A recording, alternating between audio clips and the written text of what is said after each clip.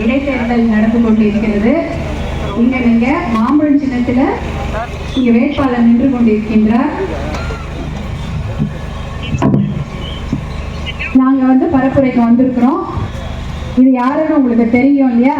மருத்துவர் அன்புமணி அவர்கள். யார் அவரு? உங்க வீட்டு பிள்ளை. விழுப்புரம் மாவட்டம் தானே?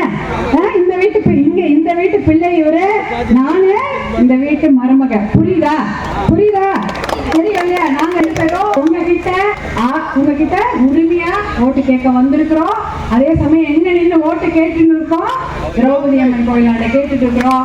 அதனால நீங்கெல்லாம் அதை நினைவுகள், அதை நினைவுல வச்சுக்கோங்க.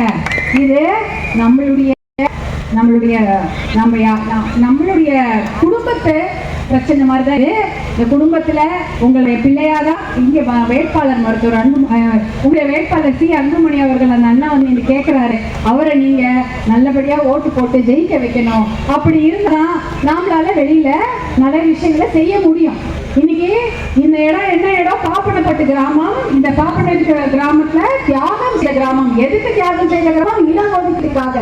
ஆனா எதுக்கு தியாகம் செய்தோம்? நம்ம பசங்க நல்லா படிக்கணும், நம்ம பசங்க நல்ல வேலையில போகணும். கவர்மெண்ட் வேலையில நீங்க எத்தனை பேர் கவர்மெண்ட் வேலையில இருக்கிறோம்? நம்ம பிள்ளைகள் கை தூக்குங்க. ஒரே ஒருத்தவங்க உட்காந்துங்க. ஒரே ஒருத்தர் தான் ஒருத்தர் தானம்மா. என்ன வேலையாக இருந்தாலும் நல்ல வேலையாக இருக்க வேண்டும். ஆனா நம்ம இவ்வளவு பேர் இருக்கிறோம். இங்க உயிரை கொடுத்தவங்க இருக்கிறாங்க. இடஒதுக்கீட்டுக்காக எதுக்கு? ஒரு இடஒதுக்கீடு வேணும். நிறைய மக்கள் இருக்கிறாங்க. நம்ம பசங்களுக்கு நல்ல வேலை வேணும், நல்ல படிப்பு வேணும், நல்ல வாழ்க்கை வேணும்னு உயிர் நீத்த ஒரு கிராமம் இது. நிறைய பேர் இறந்திருக்கிறாங்க. ஆனா இடஒதுக்கீடு வாங்கி